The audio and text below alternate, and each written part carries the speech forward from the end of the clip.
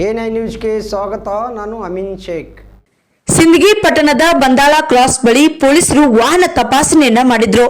CPI ನಾನಗೌಡ ಅವರು ಕಾರುಗಳಿಗೆ ಅಳವಡಿಸಿದಂತಹ cooling paper ಅನ್ನ ತೆಗೆಸಿದ್ರು. Cooling paper ಅಳವಡಿಸಿದಂತೆ ಚಾಲಕರಿಗೆ ಪಿಎಸ್ಐ ಆರಿಫ್ ಅವರು ಖಡಕ್ ವಾರ್ನಿಂಗ್ ಅನ್ನು ನೀಡಿದ್ರು. ಇನ್ನು ಸಿಂದಗಿ ಪೊಲೀಸ್ ಠಾಣೆ ವ್ಯಾಪ್ತಿಯಲ್ಲಿ ಈ ಘಟನೆ ಸಂಭವಿಸಿದೆ. ವರದಿಗಾರರು ವಸೀಂ ಗೋಗಿ, ಎ9 ನ್ಯೂಸ್, ವಿಜಯಪುರ.